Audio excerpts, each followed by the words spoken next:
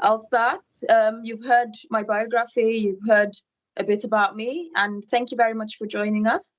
This is part of a talk that I do call the Telescope Talk, to try and get people to refocus after everything that we've been through. So I know it's very different hearing, reading about somebody versus hearing from them about who they are. I am a local Coventry GP, and I am a wife and a mother. I think those are the most important roles for me because they keep me humble.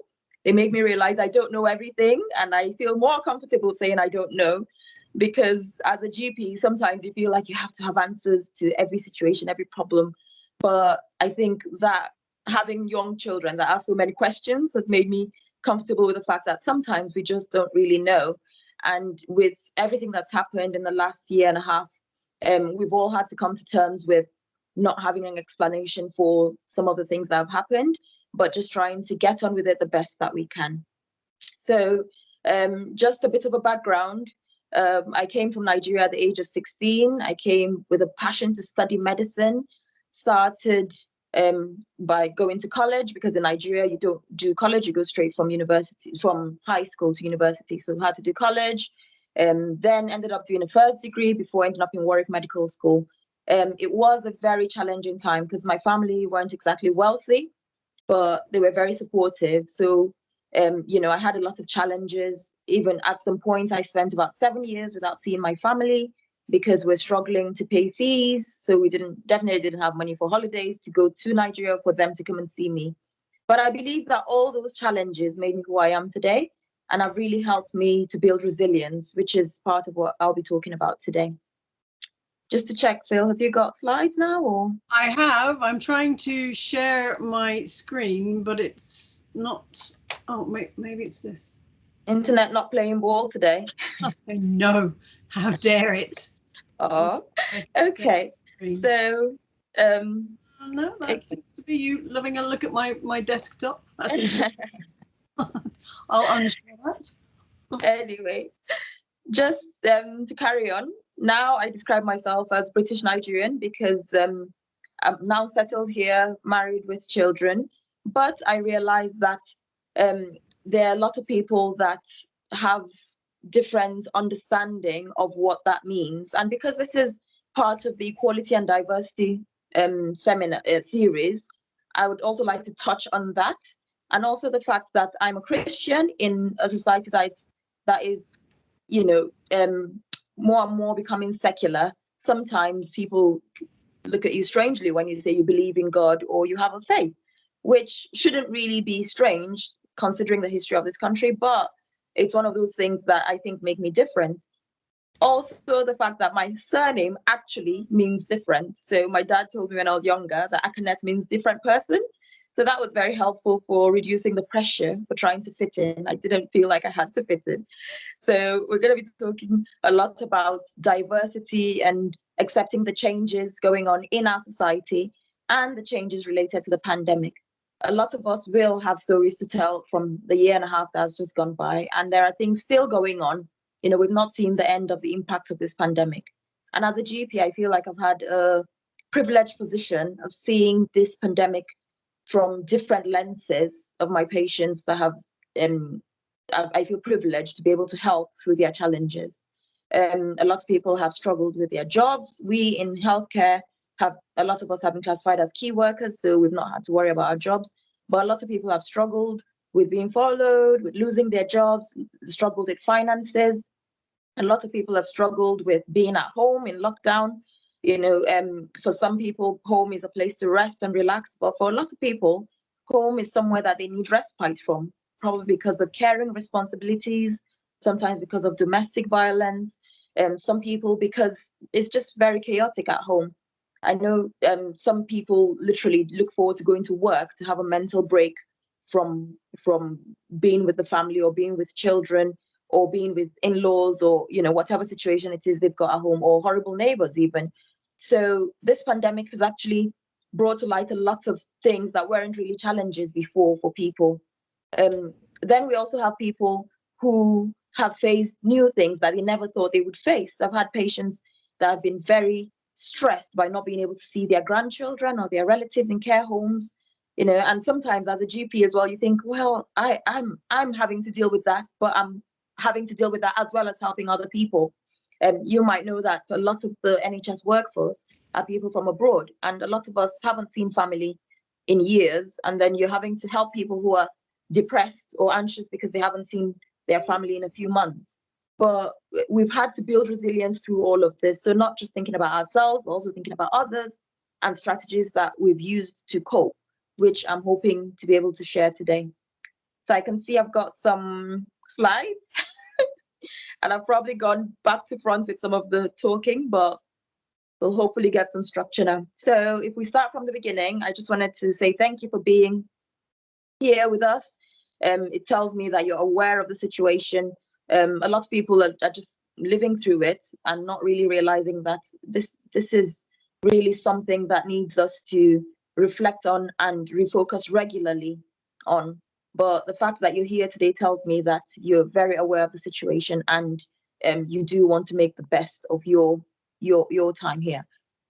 Next slide just says that this is part of a Telescope talk that I've been giving to organizations, and it's just about having time to refocus and reflect on how all this has affected us.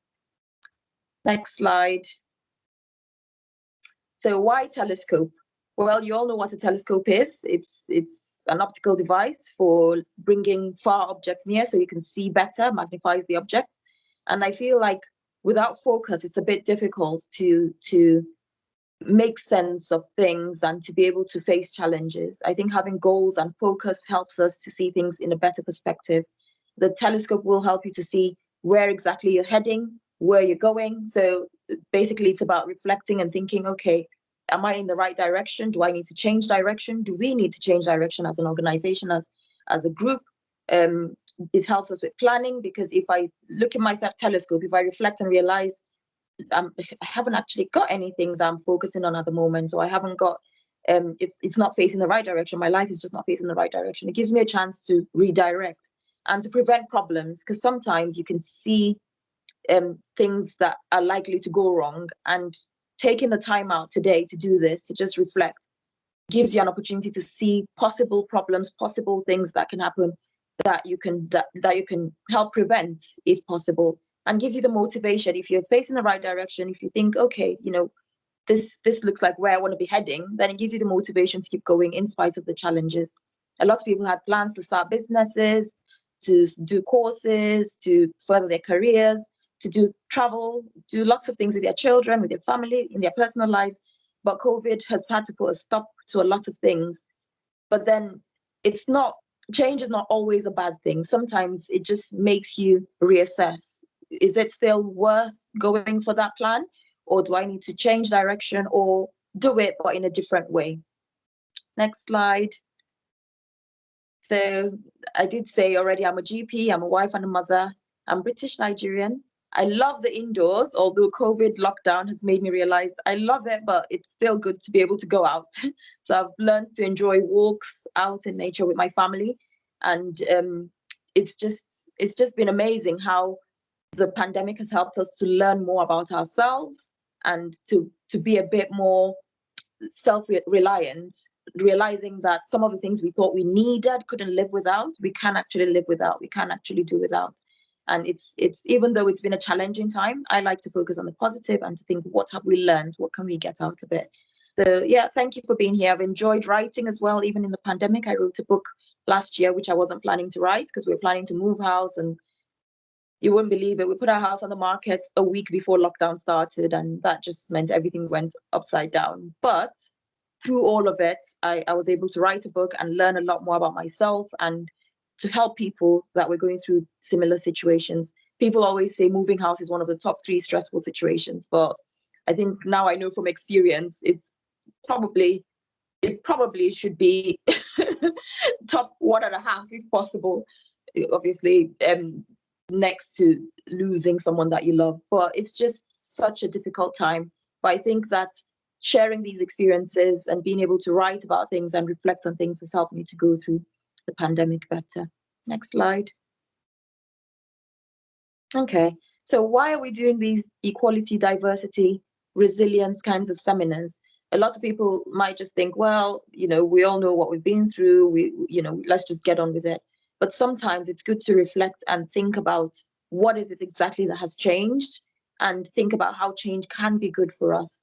The world has changed, even people that have been in denial have to accept it now, especially after the last year, that the world has changed. A lot of things are happening online. Something like this we would have done in a big hall, but a lot of things are happening online now. And even some of my patients that would never use a mobile phone are having to use their mobiles now. We're having to do video consultations. I remember when I was training as a GP, a lot of it was face-to-face, 10 minutes, see your patients, stand up, call the next patient, and then that was your surgery. I qualified end of 2019, just before the pandemic started. So I was basically trained for a different NHS. And then all this started. I remember a doctor talking to me a few years ago about telemedicine, and I was going, oh, that sounds strange. I don't think I'm quite happy the way we're doing things. But we've had to learn quickly how to do things a different way. We've had to be treating conditions by taking a very good history, by using video calls when we can, asking people to send pictures, and seeing patients. Some people think GPs have not been seeing patients, but we have been seeing patients throughout the pandemic. People that need to be seen have been seen. And we've had to work in different ways to keep this going while keeping risk down, while keeping patients safe, while reducing footfall into the surgeries to try and reduce spread of the virus. It's just been such a time to learn quickly and to grow quickly. But like Benjamin Franklin said, change is the only constant in life. And one's ability to adapt to those changes is what determines our success in life. We can easily just think, well, this isn't what I planned for, I'll leave it. And yes, there are some times that you just think, I can't take it, this isn't what I planned for. I know some GPs retired when certain changes came to the NHS. Some people decided, I'm leaving this job or this organization because certain things have happened. And yes, it's a personal decision whether you want to roll with punches or whether you think that's just enough, I can't take it anymore. But being able to adapt to change is what gives us a better chance of success in life. Next slide. So I did mention some of the things that I saw from my perspective for the year 2020. I'm sure everybody will have their own stories. Let's not forget all the death reports we're hearing on the TV, on the radio. It was depressing, even just hearing that alone, realizing that those numbers every day were not just numbers, they were people, fathers, mothers, brothers, sisters. It was quite depressing. As a member of the public, you're watching it on the news. We were getting it from all angles for the different services I work for, from different organizations updating us on guidelines and what to do. And it was just kind of COVID everywhere. And we just had to think about how to manage that information and maintain our sanity. We had family concerns as well. We had patients that were getting more and more anxious because of their relatives. We had people that were shielding, people that were wondering how they were going to cope with the effects of shielding, the fact that they couldn't go out to do things, they couldn't work, they weren't getting paid, and people who had relatives abroad that they were worried about. We as healthcare workers as well had to worry about relatives abroad, sometimes in countries that were struggling, that didn't have a good NHS service that would look after them in situations like this. I remember waking up some mornings and seeing videos about people that were left outside on the street in Nigeria because they had a cough and nobody wanted to treat them. That was just so depressing sometimes, but I couldn't just lay there and feel sorry for myself. You had to keep going, and you just had to think of ways to motivate yourself to keep going. We had, like I said, we had to learn how to do things differently as well. Not being able to see family members, people who always just walk down the road to go see their relatives, or went down, A46 or whatever it is to go visit their family around 20 minutes away, had to just stay in their houses and start learning to do video calls, something that some other immigrants have been doing for ages. It was a challenging time for people. Mental health problems were getting worse. GPs were getting consultations on depression. Thankfully, this is my special interest, but a lot of people found it hard. GPs that thought, I don't, this is not really my thing, have had to really brush up and get used to the fact that we really have to support people at this time. I had a few patients that were suicidal, and I had to bring them in, not because I was examining their bodies or anything, but because seeing someone and being able to talk to someone face to face was so lacking, and people just were really struggling. And like I said, people who were in situations where there was domestic violence, that was rising, and thankfully we had good organizations supporting us to get people out of those situations when they were ready. We also had Brexit as well, which was affecting businesses, affecting people, affecting our sense of identity, wondering what's going to happen. People that were thinking, oh, my business is fine the way it is, suddenly having to think about the whole how to run the business, whether they'll need to close it down, whether we need to go online, thinking about IT, investing in IT, information technology, investing in site engine optimization. All that costs a lot of money, and the impact of that as well on the viability of the business. And then we ended up having massive protests to do with the death of George Floyd, which was just terribly sad, but very eye-opening. Even people that weren't aware of some of the prejudice they had to start thinking about it, and how they talk, how they relate to people that are different from them. It made a lot of us reflect. Personally, I had to even think about the fact that I'm raising a Black man as well. So we really need to do something about the situation and challenge discrimination where we see it. In the midst of all that, one of my colleagues spoke to a patient, and after speaking to the patient, he's a Nigerian doctor, spoke to a patient. After speaking to her, sorting out her problems, she called reception of the surgery where he was working, asked to speak to a white, she said she wanted to speak to an English doctor, which was really a white doctor. And unfortunately, the receptionist didn't challenge that. She put her through, got her another appointment with a white doctor in a time when we're struggling for appointments. The white doctor, unfortunately, also didn't challenge that, talked to the patient. There wasn't anything wrong with the consultation previously with the other doctor, spoke to her, and it was my colleague, my friend, that ended up raising the matter with the management of that surgery. Thankfully, they realized and apologized and said they were going to speak to reception about this, because it's not acceptable. I'm not going to say I've not seen patients of ethnic minority groups like Black and Asian patients telling me that they would rather speak to a Black counselor or an Asian counselor before their problems. But I think that some things and some actions do make people feel less of themselves as a professional. So we need to be very careful with the way that we do things, with the way that we say things. Sometimes it's not just the act, it's actually what it says about the organization. So that was just one example. Thankfully, I didn't have anything like that, because my organization are very aware of that, and we do not tolerate it in any way. So it's just being aware in our environments as well, that we're being accepting of the diversity that we have.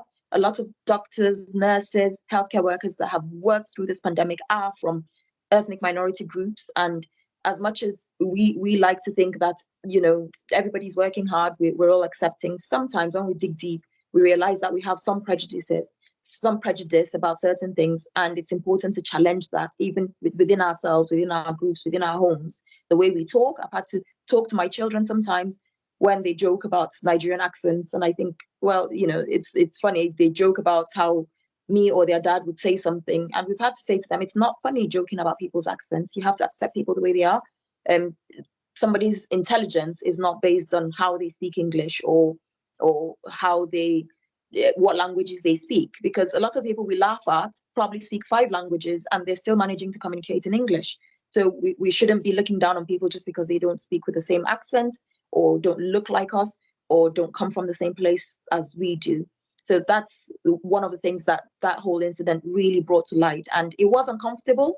For a lot of people, it was uncomfortable, but it was something that had to be done.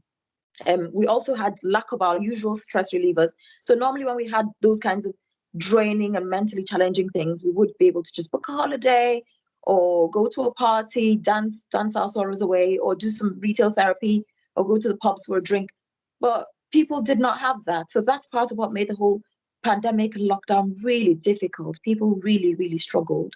But then the fact that we're still here shows us that we do have resilience. Next slide. Thank you.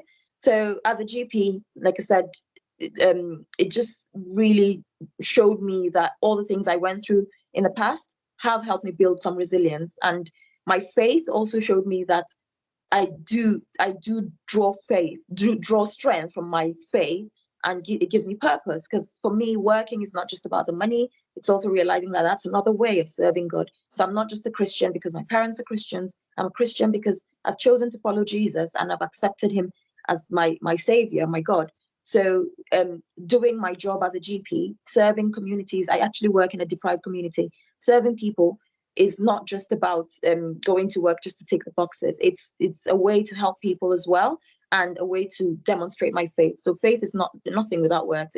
It's showing love by my action, and it keeps me humble. It keeps me showing compassion. I actually at some point was really struggling to be able to empathize when I was struggling myself, because I had little children to homeschool as well. I'm sure a lot of you would have been impacted by that when the schools were closed. It was hard. Mine are 5 and 7 now, and having to do that as well as working. My poor children had to learn self-directed learning, which is something I did in university, thanks to Warwick University. But my children had to do that at some point because they just had to sit there and try and do things by themselves while mommy was making phone calls and sorting out patients. And then on the days when I went in, then they went into school. Thankfully, teachers were still helping to cover some of the key workers' children. And the few moments that I had to be able to sit down with them and do the teaching, I realized I'm not a good teacher. We all have our strengths. You need to pick your battles. And I'm just so grateful that they've come out a bit all right. But it's just realizing that when you've got your own struggles, it's sometimes hard to be compassionate. But I had to constantly reassess and just think, okay, why am I doing this? You know, realizing that I still have a lot to be grateful for, realizing that people are struggling. At least I have a job, at least I have children, at least I have family with me. But a lot of people were struggling more than I was, and just being able to find a way to be compassionate even in those situations. Many prayers were said last year. Even people that wouldn't normally pray were praying, and I just hope as a nation we don't lose that, because it just really drew us together. Communities were supportive of each other. I remember in the small village I was living in, people were putting in phone numbers through the door for especially elderly people or shielding people to be able to call the number if they needed help with their shopping or if they needed help with anything in the lockdown. And that was just so impressive. I remember when people were coming out to clap for NHS workers and key workers.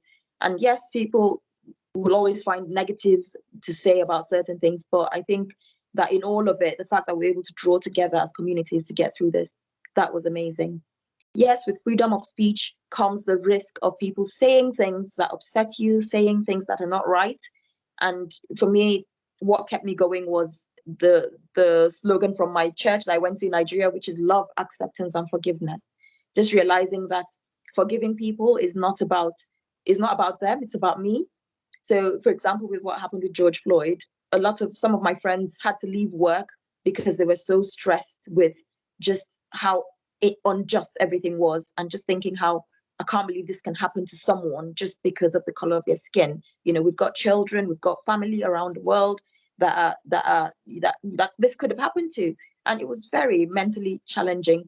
But you just have to choose to forgive, choose to move on, and to take people for who they are, because the saddest thing is when people generalize and just then take things out on the police, or take things out on white people or black people or professionals or manual workers or whatever it is. Generalizing is just very ignorant. It's important to be able to take people for who they are.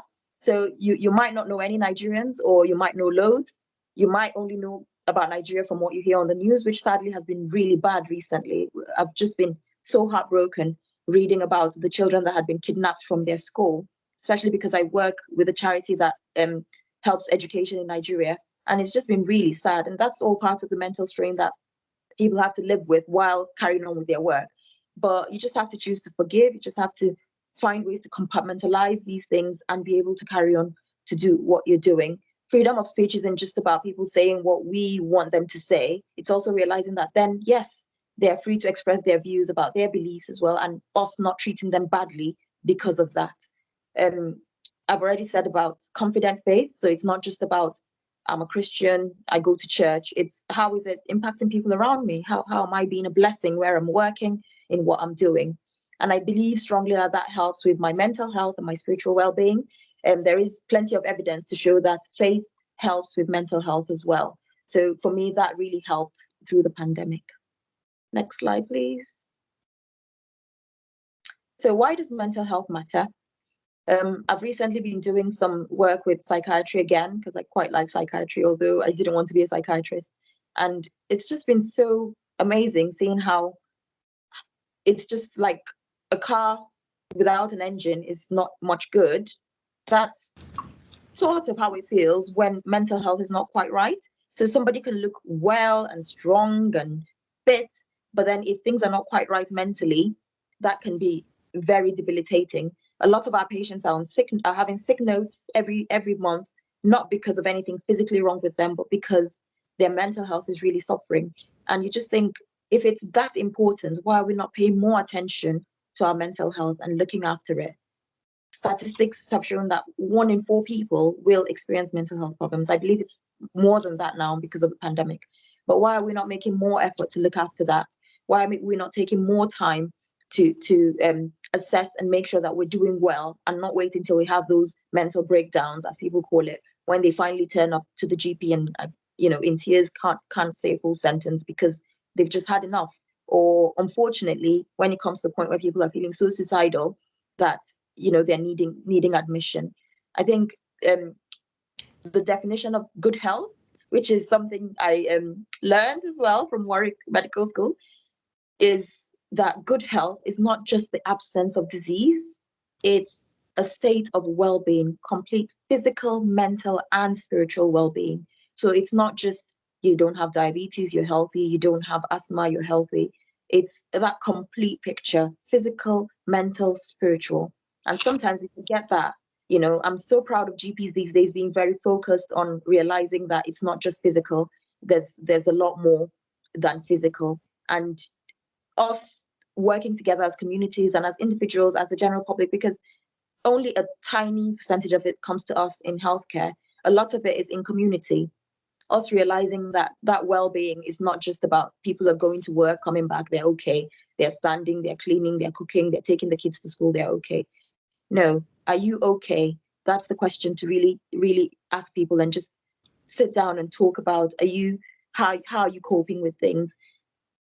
Spiritual and mental well-being is something that we really need to pay more attention to, because if that's not okay, then you're really not that okay.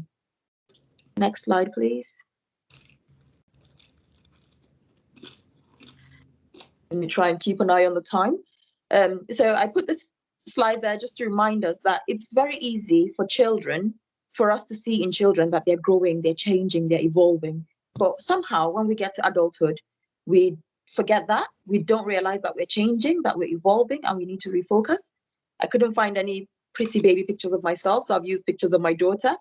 So as you can see, a baby will have very different priorities, what they want, what's important to them. She just wants her milk and cuddles and to be able to enjoy her sleep. The primary school girl is so interested in having friends in school, doing her play with her friends, having a nice teacher, completely different priorities. And that's me at my graduation. I was very lucky, very blessed to be one of those that got to do the ceremony, the RCGP ceremony for qualifying as a GP just before the pandemic. And a lot of other people have had to do theirs and just get their certificate by post. But I was actually at the RCGP building in London for that, and it was amazing, especially because of my journey and how long it's taken me to get here. And at this stage, for a young woman like me, the priorities would be very different. When lockdown happened, I thought, well, my children didn't choose for their mother to be a doctor, to be a GP. I don't want them to suffer because of that. I don't want to put them at more risk or at more disadvantage because of my choices. I had to really prioritize and think what's important. It meant doing less hours, taking a job with less hours, doing fewer sessions so that I could have more time for the family, because that's what's the priority. Money is not the priority at this stage.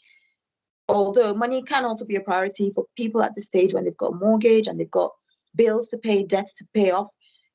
People can also have priorities to do with marriage, relationships, because they probably put that all aside till they finish their training. So it's just thinking, even though we're adults, even though we're all grown, priorities will change from time to time. So just taking time out like today to just reassess and just think, okay, what are the priorities now? What's important to me now? And what choices can I be making to make that happen? That's the whole point of the Telescope Hour, to just refocus and just think, okay, I can't be saying that family is the most important thing to me, yet I never see my family because I'm working all hours of the day. I can't be saying that my faith is important to me, yet I have no time to read my Bible or to pray. I can't be saying that work is very important to me, and yet I'm always complaining when I'm at work. We need to really make sure that our focus, our priorities are aligning with our focus and the choices that we're making. Next slide. Okay. So we're still standing, we're still here. Unfortunately, a lot of lives were lost in the pandemic, but there must be a reason why we're still here. Even doctors, even professionals, even young, fit people have died. So it's not like they did anything wrong, or at first people were saying, oh, it's the people with underlying health conditions. Oh, it's the people who didn't wear their masks, or it's the people who did this or who did that.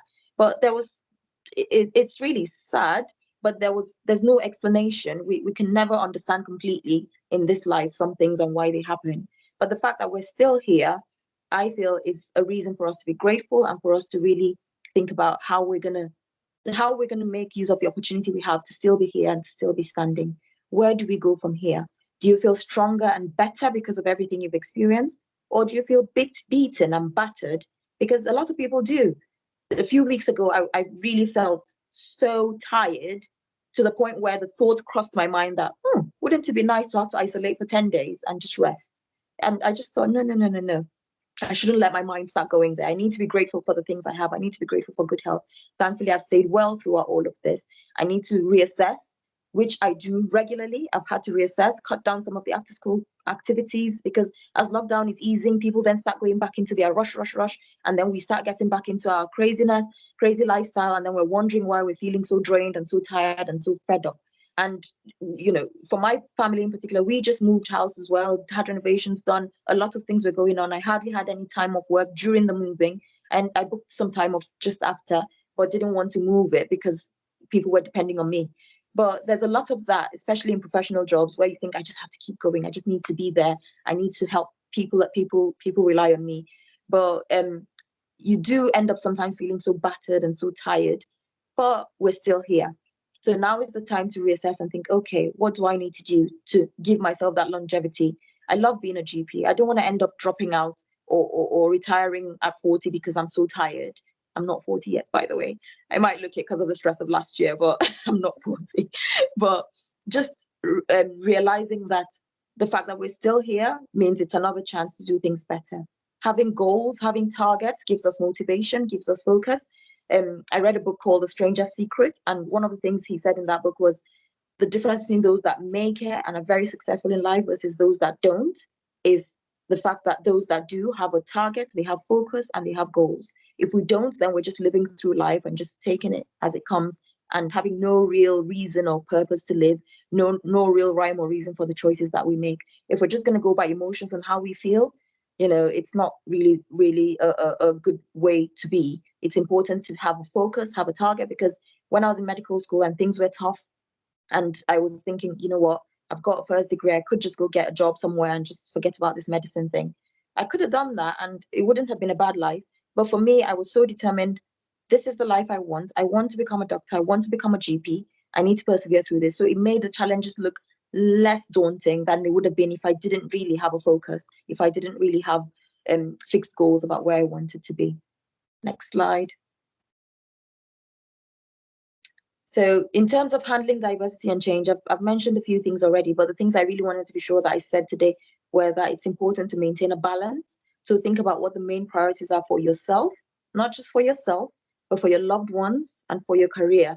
Because if you don't have even if it means sitting down to write it down, it helps so that you know, okay, what is it I need for this stage of life? Because at different stages of life, different things will be important. When your children are all grown up, it'll be a different ball game. You might want different things out of your career. When your children are little and you're worrying about where to childcare, nursery fees, things like that, it'll be all different things you want from work. When you've got a partner, when you haven't got a partner, the things that happened last year, some people have lost partners, unfortunately. Some people no longer live where they used to be. Some people no longer have to go into work. They have to make changes now because they can work from home, so they don't need to be near work anymore. So different things like that. It's worth sitting down to think about what are the main priorities. Then it helps you to make decisions that help you balance your life and enjoy it more. seeking out opportunities, even in the changes, even in the difficult times, because you'll be amazed how many people have done well, even in the pandemic. When some people are complaining and whining, some people, for example, Amazon, I'm just so amazed at how well they've done because everybody has turned to online shopping. Some people have turned to doing their business online and have become much more successful because they're now able to do it at home because more people are using the internet. Some people are now accessing healthcare better because of the fact that you can now get telephone consultations, which they struggled to do before because they didn't want to go in and see a doctor. A lot of men we used to see we used to see did not want to come to a doctor until their wives dragged them. But a lot of people now are getting help because you can just have a little conversation in the corner of your office and get the help that you need. So seek out the opportunities, even in the challenges, even in the diversity. Some people don't like change. You see people from a different community in your neighborhood. Instead of thinking, okay, this is a fantastic opportunity to get to know them, to get to understand them better, people then go into their shells and think, oh, this is horrible. Too many things are changing. We should try and see the opportunities in change rather than complaining about the change. Yes, if it's something that's not right, we should take our stand and make a difference. I always tell people every single person matters, even when we're thinking about all these changes. It's not just about me and what's working for me, but other people too. We could think about what's going to work for the doctors or the nurses, but administrators, security staff, people that are not key workers, they matter too. We need to think about how all these changes are affecting them and be there to help people. I love the slogan that used to go around years ago, what would Jesus do? WWJD. And all that boils down to is loving people as yourself, treating people as you would want to be treated. Sometimes when we've overcome a challenge, we feel frustrated when we meet people that are struggling with it. And we think, well, if I could deal with that, I don't know what the problem is. But as a GP, I've had to learn to understand that everybody has different thresholds, everybody has different strengths, and something that I might struggle with, they might not. So it doesn't mean I should treat them any less. Still respect people and accept that, yes, they might even be going through things that they're not even mentioning to you. You might, in medicine, for example, there might be doctors struggling at work and you'll be thinking, well, I don't know what the big deal is. But that same doctor might be dealing with a recent miscarriage you don't know about. She might be dealing with her father in hospital in some country where she can't visit. I've recently been reading about what's happening in Yemen, and you just think, some people are going to work in this country having to deal with that in the back of their minds. But realizing that every person matters, we treat everybody with respect. Michelle Obama said something about embracing change and keeping becoming based on her book. So not just thinking, well, I'm a doctor, I'll stick with it. Well, if doctoring is not working for me anymore, I've got lots of skills, I've got lots of talent, I can do other things. And a lot of people lost their jobs in the pandemic, but realizing, well, if there's nothing more in this sector for me, I can retrain, I can do something else. That's how to deal with change, not putting limits on yourself. And your identity is definitely more than work and titles. It's not just about where you work or what you do or how much you earn. It's knowing that you yourself matter, your work, you should have self-worth in the fact that you are a human being. So just that, not just about what you do, but the fact that you are a being, you are a human being, you have worth and value. Next slide, please. So normally I like to see who I'm talking to and just get a flavor of the audience. It's a bit difficult because I feel like I'm talking to myself, especially as I'm using a phone as well.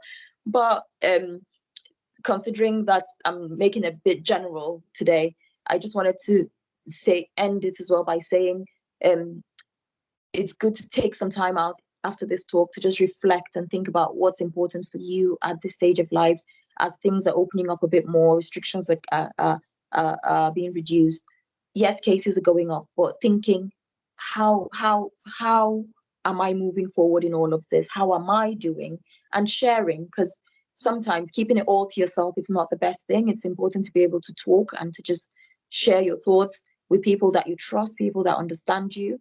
I know not everybody has that in their lives, and that's why we have charities, we have the NHS. I've put the number for IAPT, which is the service called Improving Access to Psychological Therapy, which a lot of GPs will give to people when they contact with mild anxiety or depression. And that's a way to get psychological therapy, being able to talk about these things, to find solutions that work for you, because nobody will be able to give you answers for you. You need to be able to come to that, and that's by reflecting and by talking. Relationships do matter. The way we treat people, sometimes the reason why we're feeling so bad is probably because we've burnt all our cables everywhere and we're not on good terms with people. I meet people telling me about this is their 5th marriage. They don't talk to their wife, they don't talk to their daughter, they don't talk to their friend, they don't talk to their neighbor. And you just think, wow, you know, a common saying in Nigeria is if everywhere you go, there's shit smelling, there's poo smelling, you need to think, well, could it be on me? Because it can't be possible that everyone else has a problem except you. And relationships don't matter. The way we treat people does affect the way we feel about ourselves. Sometimes we worry so much about the bigger picture and the target, the goal, and we forget about the little frame. Think about your little circle. What will people say about me today if I was no more? What would they say about me at work if I wasn't there anymore? What would my family be able to say about me if I wasn't here anymore? What legacy am I leaving? So not just about the big picture and how I'm trying to build a fancy career or I'm trying to do amazing things in the world, but also the little frame in my home life, in my neighborhood, in my workplace. Am I being somebody that's caring and responsible? Am I doing my best with what I've got? Because it might be to you the most unimportant task, the most unimportant job, but if you're not doing it well, somebody is suffering, something is suffering. So reflecting, talking about things, thinking about your relationships, and being able to come back to that little frame from time to time. Keep an eye on the big picture, but come back to that little frame from time to time and just think, how am I doing? Next slide, which I hope should be my last. Yes, that's my last slide because I want to give a few minutes for questions. Just remembering that success is a journey and happiness is a choice. It's not about when I get there, when I do this, I'll be happy. The pandemic, the effects of it and things are still going on. People will be sitting there thinking, oh, when I finally go to Barbados on holiday, I'll be happy. When I finally do this, when I finally do that, when I finally buy my big house, I'll be happy. But it's a choice. We have to choose to be happy now with what we've got, and we have to try and work with what we've got. And people that resist change, they are the ones that suffer the most, because with a diverse society, with so much change going on, I've got some lovely elderly patients that don't know what the politically correct term is. And they sometimes go, I want to see the colored doctor. Or yes, I was telling them about colored doctor. And I smile because I know it's not from a horrible place. They're just trying to understand how things are going. But you can see they want to change, they want to improve, they want to do things correctly. But the moment we decide, I'm not going to change, I can't be dealing with this, it has to be my way or the highway, I'll be happy when, I can't deal, it's miserable now, it's not happy, I can't be happy now, then we're the ones robbing ourselves of that joy, robbing ourselves of the success, because it's that journey every day, just making the right choices and moving on step by step so that we can deal with all the changes around and make the best of the opportunities we have. I'll leave it there so we can have a few questions. Thank you so much for listening. I hope it made sense.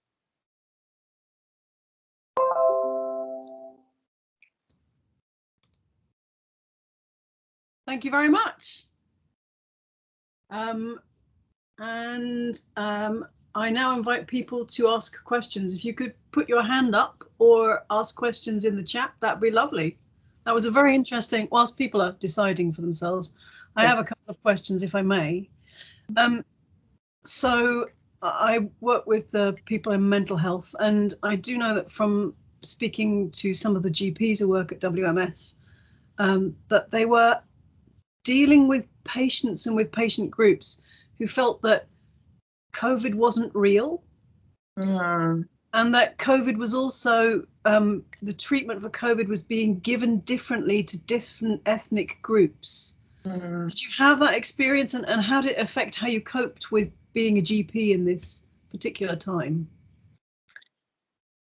It's sad, but it's true. A lot of people spent ages in denial, saying it wasn't real, didn't want to didn't want to follow the rules, didn't want to follow guidance. But sometimes I find that having somebody who takes their time to explore the reasons why people think like that helps people to open up comfortably to say what they really think and hear the evidence. And sometimes people just don't care about evidence. They don't understand what research means. They don't understand all of that. And they just want you to discuss with them on a personal level.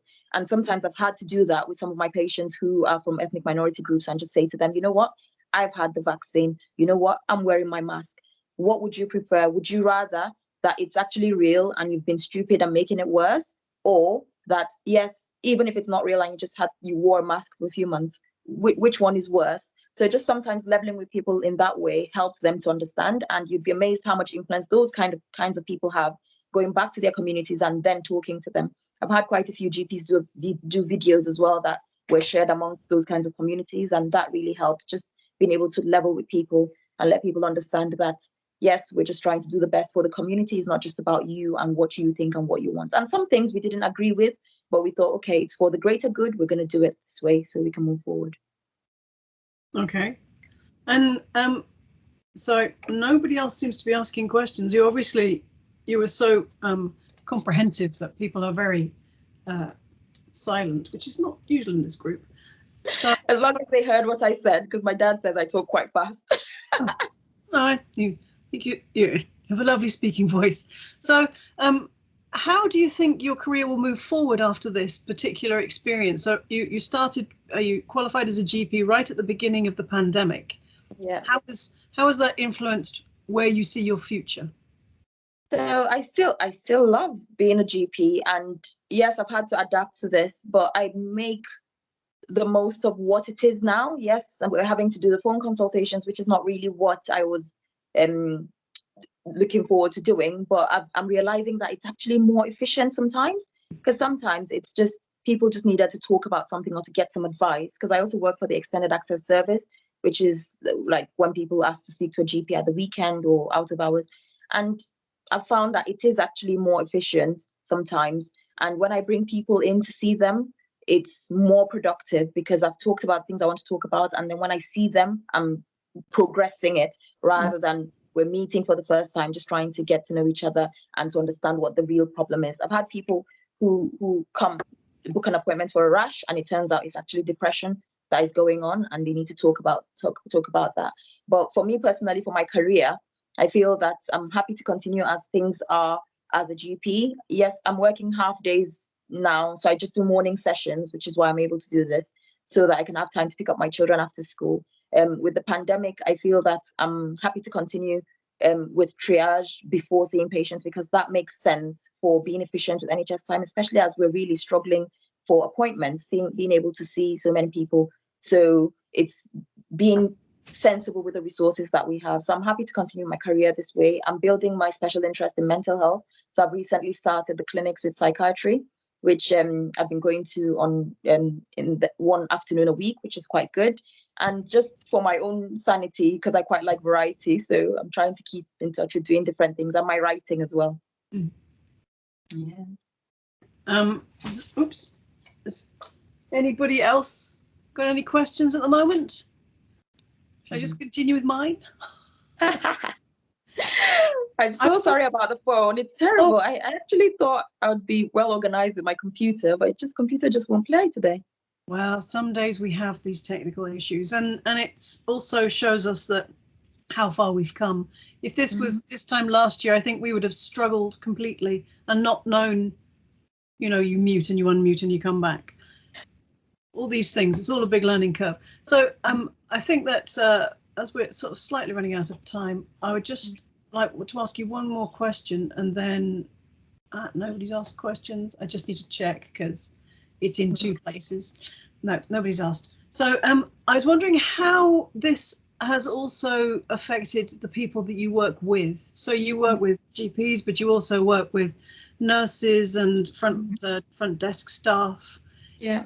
Do you think this is going to have a long-term effect on them, and also on how patients interact with GPs in the long term? Is this a permanent change?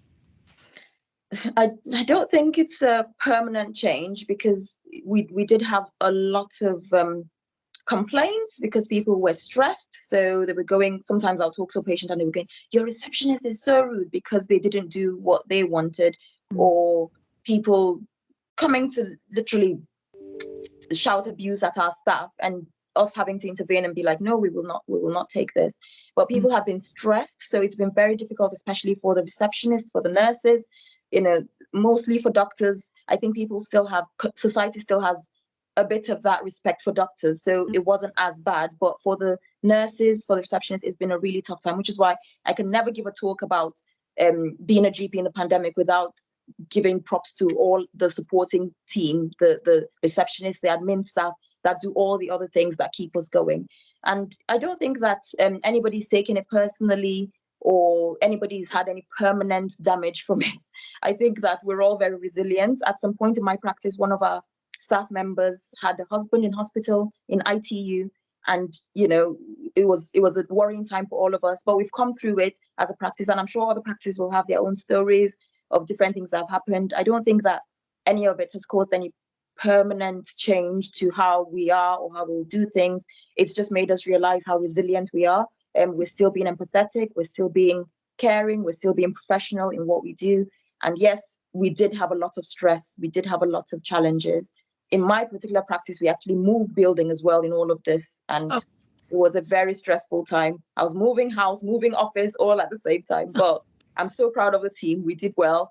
We've come through it, and it's just all the kind of things I was talking about: reassessing, refocusing, supporting each other, and just thinking from time to time what's working, what's not working. At some point, we're coming in a bit earlier, coming in a bit later, just what works, just to keep us going. And that's the main thing, supporting each other. Well, thank you very much. We're having lots of comments now about thanking you for all you're doing, and thank you for the talk. And let me echo that now. I think we're now at the end of the session. I'd just like to thank you very much for presenting. It's very interesting how the pandemic, maybe in particular, but maybe it would have been something that you would have done anyway, has made you very reflective and shown you and all of us, I think, what we're good at and what we're not good at. You said not a teacher, but you never set out to be a teacher. So yes, I think it really has shown us what we can do, what we enjoy doing, and also what we don't want to do. That's true. So, thank you very much. Thank you everybody for attending. And if anybody has any other questions that they wanted to put to our wonderful speaker off camera, they can send them to me or send them to her directly, and we'll share afterwards. Okay. Well, thank you very much, everybody, and we will all be safe. Still think about COVID and be safe. Yes. Have a lovely week. Thank you. Bye. Bye-bye.